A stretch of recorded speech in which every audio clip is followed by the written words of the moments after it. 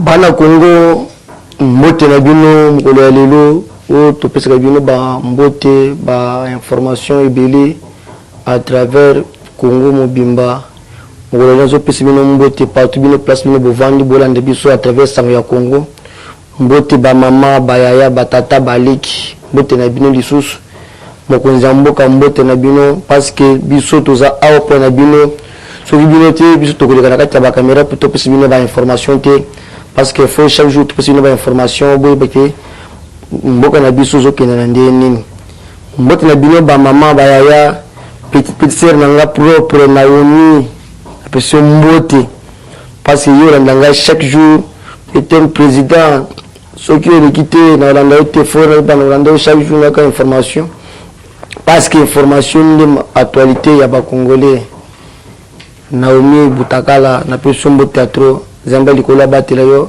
façon de que mwana mwasi ka calculer chaque jour avant que alala na zolanda biso à travers sang ya Congo mbote atro leki nanga propre obando na nganyo so lelo ngola lelo toko so makambo ebele makambo tele mateli politique parce que politique na biso politique za kitoko za pepele makasi parce que mokonzi mboka zo bunda moko chaque jour pour atteindre l'état de droit démocratie na ta Congo selon son cas selon projet de société à IDPS donc IDPS au pouvoir état de droit na démocratie na sociale nde so ka biso to baka chaque jour to zo insister to bandi ko bunda banda kana papa chen bacha état de droit na démocratie état de droit na démocratie pourquoi bango bandi ko banga parce que bayibi que te état de droit et l'équipe dictature musika état de droit ezamabe c'est pour bango bazo banga état de droit qui était ce qui le IDPS a état de droit na kati ya Congo tokobika te mais Zambé likolo la kate Zambé a IDPS la kate Zambé papa tche na kati ya mausolée que son nom repose en paix la kate nde lelo IDPS au pouvoir tozo buna mo muke pour na état de droit démocratie na sociale il faut les Congolais nous à sentir qui au Congo il faut le peuple congolais tout soutenir le chef de l'État à travers vision il y a état de droit et démocratie tout soutenir à travers la prière tout soutenir à travers l'action tout soutenir à travers normalement ce jeu c'est un tout soutenir le cas qui moteur mabé le esprit tribal parce que les Congolais toujours moteur mabé les autres toujours moteur mais Congolais bolingezate ce qui les yo Congolais ou bien qui était voisin na yo aza Congolais lokola yo vraiment ils a changement makasi ko fingate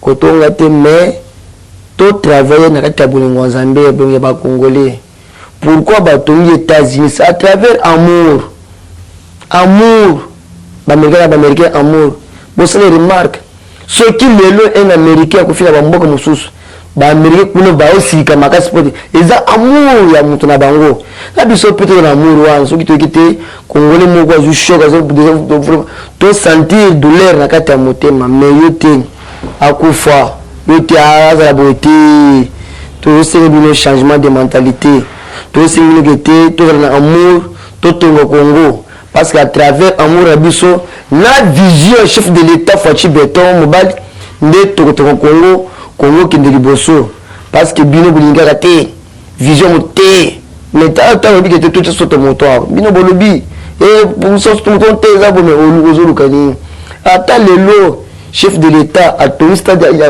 munene il y a 10 niveaux loko linga été conspirer été parce que vous avez l'esprit tribal vous avez l'esprit amabe changer mentalité tout au Congo ni yetu Congo ya ba Congolais ça qu'on va étranger parce que biso awa tozo bunda chaque jour tozo loba tozo insister tozo serrer bino parole que toi afficher amour devant le chef de l'État toi afficher amour devant l'autorité toi afficher amour devant le peuple congolais pour tout le Congo pour Congo qui dériboso d'autres c'est plein tout sentir que attends le loba na biso plus au moins attends biso le biso tokei mais on va vous ba na sima pas sentir que Bayaya, grand frère, c'est là que Moussala bien, Batibiso Congo bien, avec le chef de l'État Fachi Beton, on peut continuer na Nous sommes le chef de l'État. C'est ça, esprit à Congolais. C'est ça, vision un Congolais. C'est ça, vision à Bisson. Tout ton Congo qui est de musique. Tout le monde salité. On a vu que salité est ma casse. Parce que tout ça, salongoté. Gouverneur, c'est l'événement balancé qui ne veut plus être avec le chef de l'État. Mais gouverneur, on comprend que gouverneur, le chef de l'État. Qui ne veut pas être vraiment. Et on est en prévision. Tant que nous autres là-bas, mais ça commence à faire un jour, en tant que gouverneur au Béni, où il y a chaque commune, où ils ont visité les communes, les ont salité. C'est ça. C'est ça, un gouverneur. Il faut un bourgmestre. Est-ce que c'est le misala pour faire le misalité? Mais bien le chef de l'État, a mis pas naïe, avec le misala qui ne peut pas être vraiment. Vraiment. Et puis, tu as bien vos autorités. Parce que c'est le Congo qui nous a ça, c'est les Amakas. Les Amakas. Parce que c'est pardon, tout travail avec vision en chef de l'État. Parce qu'il y a un monde de cara, il y a un monde de chauffeur. Même si il y a un chauffeur mécanicien, il y a Congo. Il faut le Congo, Congo eza mutuka fongola mutuka ya Congo eza maboko fachi ye moko tsoki Congo ça va boyer moko ibi pièce par pièce akuchaka na kata ya Congo pour tout démarrer tout ensemble avec yé Nzambe likolo de tout travailler à travers vision du chef de l'État attend Nzambe likolo tcho de Luboko na yebi c'est bien que tes jours fachi azu Congo na stade de martyr avec que tes tata Nzambe likolo la paix au Congo c'est-à-dire que Congo est Nzambe. C'est la toute première fois dans le Congo depuis 1960, un président a vu Congo, a vu Zambé. C'est le seul. Le chef de l'État, Fouachi Tshisekedi, Tshilombo Antoine, Bessengande, Mobali. Zambé, il y a battu là. Attends, tout le monde a touché, parce que le Boko en Zambé, ça n'a pas été. Sans plus tarder, tous les autres matériaux politiques. Les lots vont sentir ma monozo bête awa ou ne était pour tes bêtes bandeni pour les bosso to bête les lots et ça y a cour constitutionnel à travers requête il y a des presse Jamar Kabunda Kabund pour développer les lots awa pour que tu trouves au niveau qu'est-ce qui se passe. Deuxième point pour traiter les lots pour le dossier il y a service il y a un air niveau il y a Tanganyika pour développer le parce que nous va tirer en tant que toujours va transférer déjà na Bumbashi est gravement malade pour développer la justice c'est le chef de l'État justice ça le musala na yé mozo betema. Troisième point est lelo après déclaration ya député national professeur ya campus on peut cette déclaration bino bolingo regambo peut remettre pour développer le bénéfice masolo awa ezandeni ezobetema ndeni. Toko cité na dossier à Dirikabe il y a le 20 juin. Ainsi, on les a sommés au traité de l'eau sans plus tarder détail. Pour le nanaï madame détail. Dossier à moi dans Mboka Dirikabe il y a Vital Kamir Rwakanindi. Tout le procès naïe niveau justice. Tout le plaidoyer naïe niveau justice. Devant juge, toutes les questions, ils sont sur le dossier à travers RTNC. Toutes les questions par question, tira par témoin, question par témoin, toutes les questions par réponse, puis sur la réponse. Tu peux sentir que dans le dossier, moi, je Vital Kamer, Azam Moïb intellectuel. Tu peux sentir avec Ndekunaye, Djamel, mafia étranger na kati ya Congo parce que beaucoup na bango on a yebiote on peut unité ka bango moko na bité masolo na bango moko mais biso tozala kité ba bité à travers ETNC tant que on aye o yebi jamais na yebi o bi kamera o bango va pas à caméra biso tolani na ETNC tolandi ce n'est pas moi président Dominique Walesa juste tolandi procès à travers procès na bango. Tout le point par point, Congolais, à vrai dire, moi Namboka Djirkab, sur 100%, 80% de condamnation. Nous avons répété. À travers le procès, il y a Djirkab, via Vital Kameri. Sur 100%, 80% de condamnation. Mais, selon flux d'information, selon la commission de Canada Congo, est-ce que les lots, ceux qui vont libérer Kameri, à cause de Djirkab, est-ce que Baloua n'a pas cabinet aussi là? Deux, ceux qui vont condamner été, est-ce que vous avez dit qu'il y a prison? Mais ceux qui vont libérer, c'est-à-dire qu'il y a juge à l'embongo. C'est ça. Parce que dossier, on a, et un dossier fou à détournement. Mais là, tu vas sentir, c'est là l'information que il va libérer Djirkab. Tu as pointé. Parce que l'information, ils sont du macaque. Mais il y a 80% de condamnation. Mais les autres, il fallait pas libérer. Ceux qui vont libérer, oui, ils ont justice. Mais ceux qui vont libérer, est-ce qu'il y a conscience de la cabinet chef de l'État? Est-ce que Djirkab? Est-ce que les autres, ceux qui vont libérer, le cabinet chef de l'État? Est-ce que va mort aussi là? Est-ce que va poser aussi là? C'est-à-dire que tous les peuples congolais sont très vigilants. Mais tu sais que ici, ça c'est le mais à travers ces informations que il va libérer les 20. Ceux qui vont libérer les 20, c'est-à-dire que le juge a sa complice. Bon, qui est le peuple congolais? Parce que le moment où tu es parce que le moment où tu es bambo vous êtes tambola pour le procès one bambo vous êtes circulé quand tu es pour le dossier one parce que nous vous voyons que tu es condamné oui vous voyez pamba mais là si il y a dossier one bambo vous êtes tambola bon keba vous tirez attention parce que tout le monde est flou. Ils ont bien été, tu sais, c'est ça, parce que la toute première fois, même la République d'Afrique, un Djirkab est chef de l'État. Ils ont tourné mort. Mais ceux qui n'ont pas péché au Congo, disaient Congo. Et c'est à vous diriger. À vous diriger, à côté de la peuple congolais, à Tekebiso, pour être avec la Katakit, à Iba. Parce que la République Congo, ceux qui vous disent mort, vous avez détournement. Non. Aïe Mongo. Mais, tous êtes très vigilants. Car le ministère est 20. Juste le RTNC. Parce que mon tour sur le procès, on était aux détournements intellectuels. Même à témoin, nous sommes temps de témoin. Le procès, non, ça ce n'est pas possible. C'est-à-dire que, Bazo piller Congo en désordre. C'est réseau Mobimba, il y a un minute de réseau Mobimba.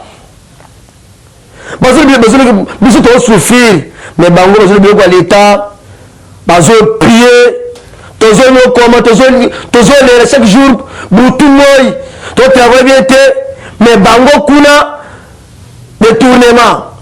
Banzero, Baseli, les Amabé. Ça, tout le temps, on a une facilité.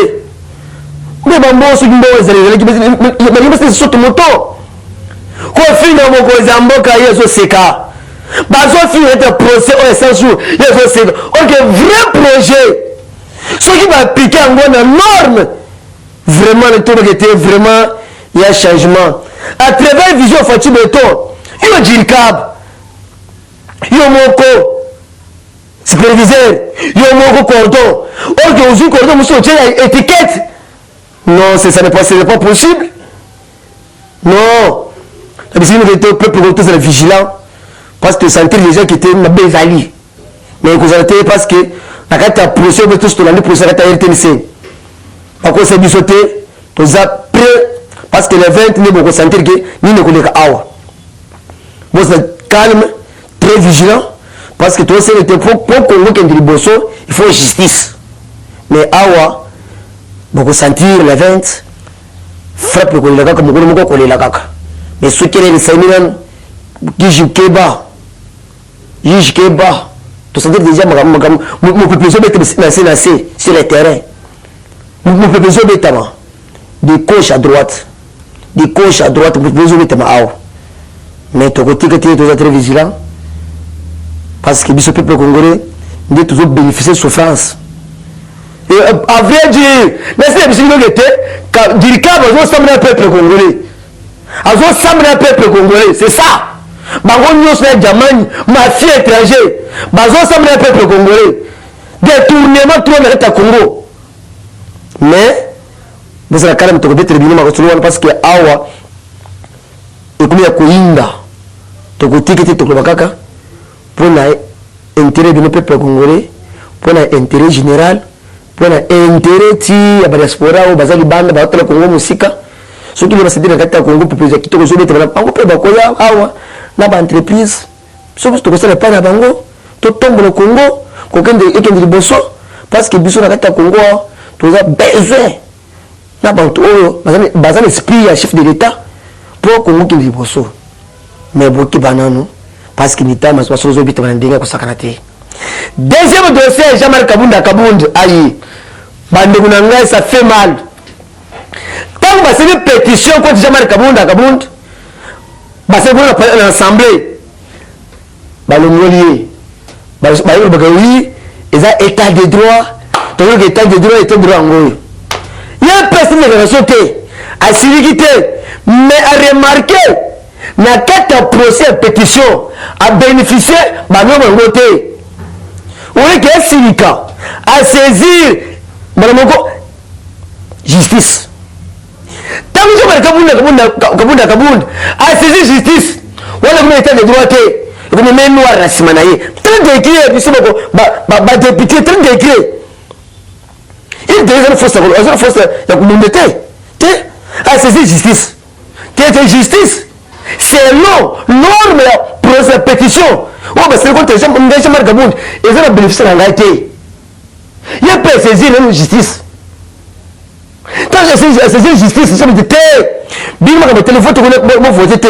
bozaka justice esala mosala na ye c'est ça état de droit oh IDPS c'est un candidat pourquoi Jean-Marc ke biso IDPS ne politique tant que pesi na gauche to mi droite to les amis ça va demander avec que saisir justice ou que personne qui vite la personne na ngate oui nde lelo cour constitutionnel nde akokata dossier ya Jean-Marc Kabunda lelo peuple congolais sikora lelo bibo kwa nanga ya bisi minute bakati boye c'est ça bo tingana no biblo bebele oh wana vraiment kama makambo mosusu et comme mémoire na sima no tabi ni bi peuple c'est pétition c'est mémoire na sima wala ko makambo état de droit dans ce pétition état de droit il y a pas saisir justice il état de droit non donc l'exémino politique des obéta na kati ya Congo parce que vous avez la ignorance c'est belé vous avez porté la haine le bibiso de best c'est juste une politique parce que tout ça aux autres était ba meni kuta la kati ya politique et ben kuta c'est politique ya kuta te politique c'est kuta te ne bino bomeni kuta la kati ya politique vous avez quoi peuple congolais un portier congolais na toro bi a 12h B 16h C qualité de ce député parce que on est vraiment autorité politique et c'est une autorité politique peuple congolais pour se communauté politique et ça le kutate badinozo rendre votre rouge ne ba menu le kuta la rata politique c'est ça que moi je le garango wan tant que sont toujours attiré bango avec argument bango ko kate parce que bango ba mesani na politique ya whisky na politique ya chimog mais biso ide peste tout politique style 50 francs na papier 50 francs avec papier Tshisekedi de Mulumba le père de la démocratie na simba kila mutu te asima mundu kité 4 big ya 50 na papier 50 tant que tu peux aller à récupérer quitte à IDPS, quitte à rassemblement. Parce que le rassemblement, je vais présenter Martin Fayoulou. Il y a un peu à bouler sur le terrain, n'a pas 50 francs, n'a pas 50 francs. Les lois récupérer le terrain. C'est ça, lutte à IDPS. On est tout sali sur le terrain. Vous êtes calme, tu as le cours constitutionnel. Soit que tu procès, jamais rendu, tu n'as jamais raison. Oui, jamais raison. Est-ce que ceux qui ont besoin de diriger? Vraiment, quelle politique? Est-ce que ceux qui ont déjà marqué bon de besoin ici? C'est qu'on continue. On tout à l'heure. Ceux qui ont continué, tout ça, va te à ta partie. Ma maman, c'est ya. Ma mère, président Dominique, tu as allé. Quand je pose ça, tu continues, tu diriger bien. Vous êtes calme, tout le constitutionnel. Dossier, salaire à député national. L'équipe de oui, il faut mettre le bambou 2000 $ par mois. Mais dans cette assemblée, nous avons siégé pour le ministère de la peuple congolais. Nous avons siégé pour la santé du peuple congolais. Nous avons siégé pour la société du peuple congolais. Mais bango va gagner, mais siégé pour la mobile na bango, na poche na bango, na mitu na bango. Na ba veste na bango ba maputa na bango. Oui, ba déclarer ba déclarer 2000 $.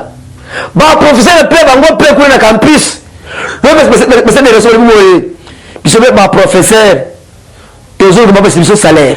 T'as décrit pour comment c'est connu. Parce que la raison parce que bango ni ba former ba faut comment que député faut former na campus. Parce que ba professeur ba former peuple. Bango ba vendre kinyo.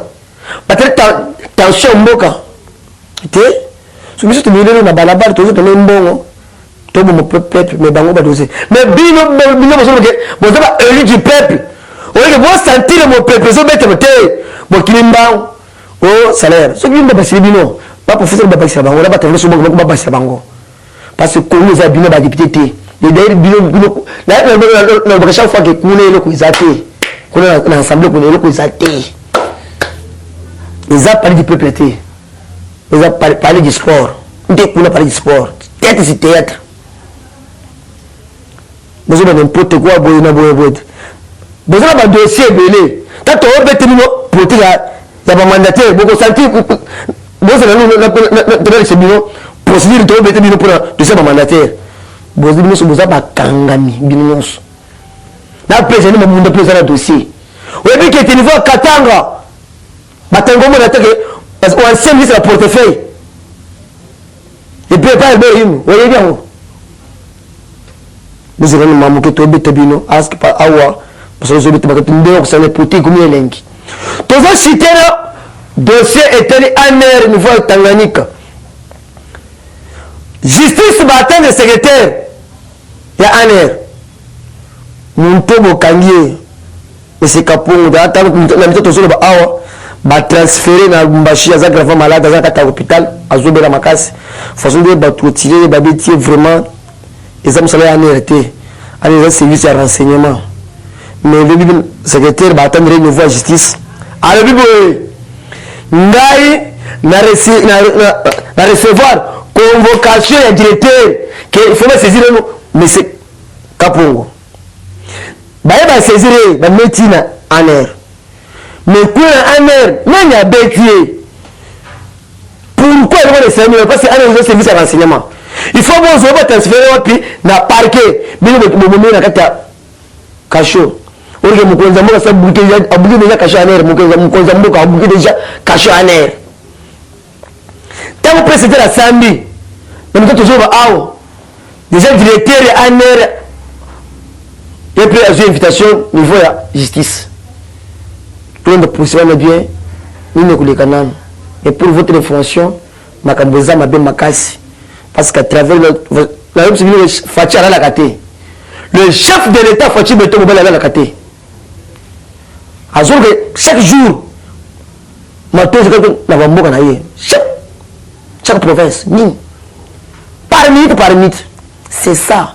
Ce n'est pas un président de la République avoleka boye bete mitendo fasi alanta bete mitendo te ezala ta kutaba na Facebook balanda biso na ba réseaux sociaux alanda na peuple congolais ba testo ya peuple congolais nte mosala ya chef de l'état ngwa peuple biboyi azolanda chaque jour azolanda nano c'est pas toujours chef de l'état c'est 6h 7h 8h abeteka mitendo non double cerveau dans une année tellement comme ça là ah bah tout est enseignement au félé ils a vision chef de l'état pour quand même beaucoup c'est prenant parce que nous sommes dans ndako saganate na mitano zo ba awa makambo yindi plus 243 85 091 06 02 plus 243 85 091 06 02. Ciao. Eshima, votre magazine qui bat au rythme de l'actualité. Retrouvez la nouvelle édition. Exclusivité. Gouverneur Jacques Kiaboula s'érige en barrière contre le Covid-19 dans le Haut-Katanga. Sensibilisation des terrains sur le respect des gestes barrières et prise en charge des malades. Retour sur le péripéties du confinement strict réussi de Lubumbashi et Kasumbalesa. Jacques Kiaboula Katoué, les défis de la réussite. Wandani, l'homme et ses œuvres. Reconstruction et décollage économique. Sécurité, mobilisation de recettes. Eshima Magazine revient sur les succès notables du chef de l'exécutif du Haut-Katanga. Découverte, Moussa Mondo, valeur sûre de la politique congolaise. Focus, Néné Lunga, en première ligne pour la défense des droits des travailleurs pendant les confinements. Dossier Eshima, les épidémies les plus dévastatrices de l'histoire. Nation, pêche et élevage. Jonathan Bialosuka, sortir la RDC de la sous-alimentation. Économie, impact du Covid-19 sur l'économie congolaise. Afrique, que restait-il de la France-Afrique? Retrouvez l'intégralité du magazine Eshima dans les kiosques. Eshima Magazine, un nouveau standard d'information.